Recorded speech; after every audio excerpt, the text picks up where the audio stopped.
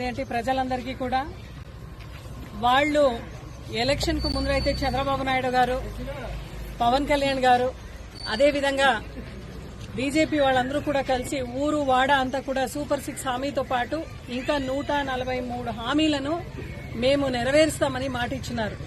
అయితే ఈ రోజు బడ్జెట్ లో ఎక్కడ కూడా దానికి కేటాయింపు లేదు.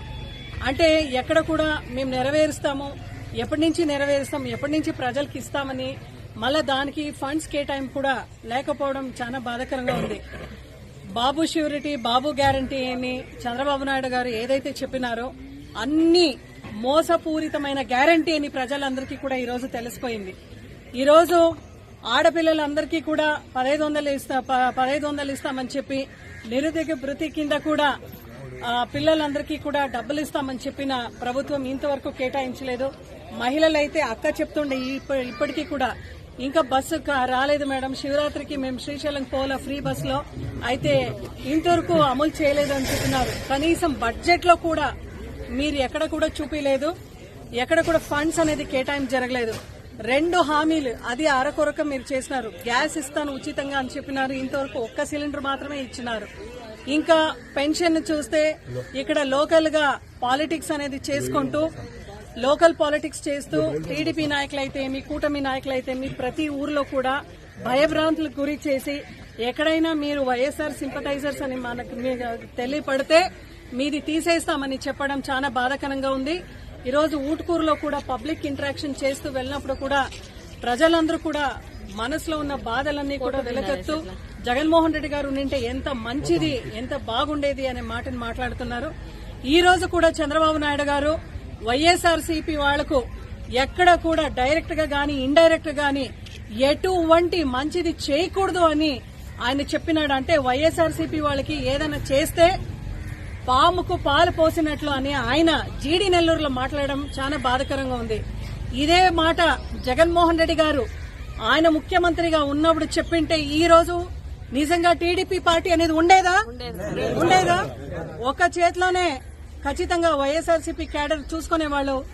ఈ రోజు కూటమి ప్రభుత్వం వాళ్ళందరూ కూడా ఇట్లా పారాడుతున్నారంటే ఆ రోజు జగన్మోహన్ రెడ్డి గారు పెద్ద మనసుతో తన మన అనేది లేకుండా పార్టీల అతీతంగా, కులాల అతీతంగా, మతాల అతీతంగా అందరికీ కూడా సంక్షేమ పథకాలు ఇచ్చినాము కాబట్టి ఈ రోజు వైఎస్ఆర్సీపీ వాళ్ళు ఈ రోజు కూడా కాలర్ ఎగరేసుకుని మేము ఆపోజిషన్ లో ఉన్నా కూడా ఊర్లో పోరాడుతున్నామంటే అది మా జగన్మోహన్ రెడ్డి గారు పుణ్యాన్ని వల్ల అని అందరూ కూడా గమనించుకోవాలి.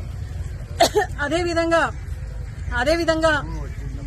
50 ఏళ్లకే పెన్షన్ ఇస్తామని చెప్పి ఈ రోజు కూడా బీసీలందరి చేతిలో ఓట్లు వేయించుకొని చంద్రబాబు నాయుడు గారు ముఖ్యమంత్రిగా కూర్చున్నారు. అయితే ఈ క్షణాల వరకు కూడా బీసీల గురించి ఆలోచించలేదు.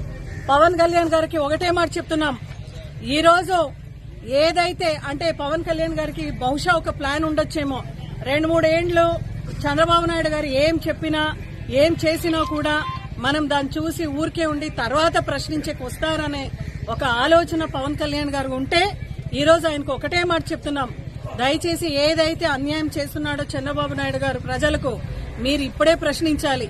ఇది తర్వాత మీరు ఎప్పుడో ప్రశ్నించి ప్రజలందరూ కూడా ఒప్పుకోరు. ఈ రోజు చంద్రబాబు నాయుడు గారు చెప్పినారు వైఎస్ఆర్సీపీ వాళ్లకు డైరెక్ట్ గా ఇండైరెక్ట్ ఏది మంచిది చేయకూడదని చెప్తున్నారు. దీని గురించి ఖచ్చితంగా పవన్ కళ్యాణ్ గారు, పురంధేశ్వరి గారు కూడా స్పందించాలి అని కోరుతున్నాం.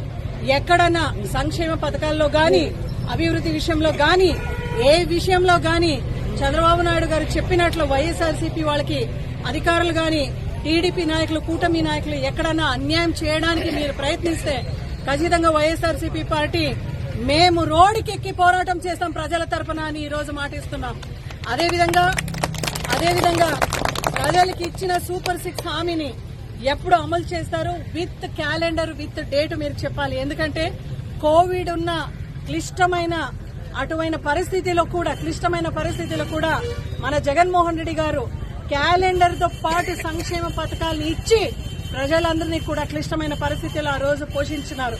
ఈ రోజు ప్రతి ఒక్కరు కూడా జగన్మోహన్ రెడ్డి గారు ఉన్నంటే ముఖ్యమంత్రిగా మనకు అన్ని కూడా ఇంటి వద్దకు వచ్చేది కాదని బాధపడుతున్నారు. అటువంటి ప్రజలందరికీ కూడా వైఎస్ఆర్సీపీ పార్టీ తరఫున ఒకటే మాట చెప్తున్నాం.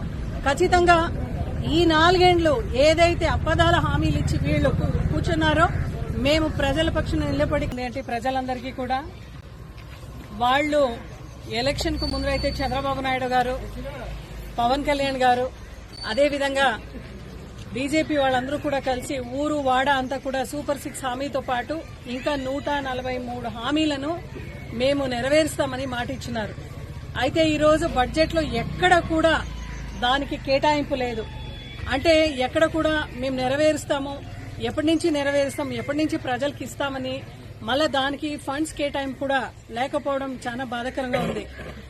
బాబు ష్యూరిటీ, బాబు గ్యారంటీ అని చంద్రబాబు నాయుడు గారు ఏదైతే చెప్పినారో అన్ని మోసపూరితమైన గ్యారంటీ అని ప్రజలందరికీ కూడా ఈరోజు తెలిసిపోయింది.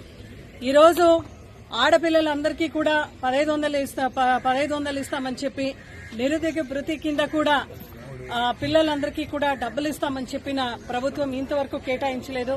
మహిళలైతే అక్క చెప్తుండే ఇప్పటికీ కూడా ఇంకా బస్సు రాలేదు మేడం, శివరాత్రికి మేము శ్రీశైలం పోలా ఫ్రీ బస్సులో అయితే ఇంతవరకు అమలు చేయలేదు అని చెప్పినారు. కనీసం బడ్జెట్ లో కూడా మీరు ఎక్కడ కూడా చూపించలేదు, ఎక్కడ కూడా ఫండ్స్ అనేది కేటాయింపు జరగలేదు.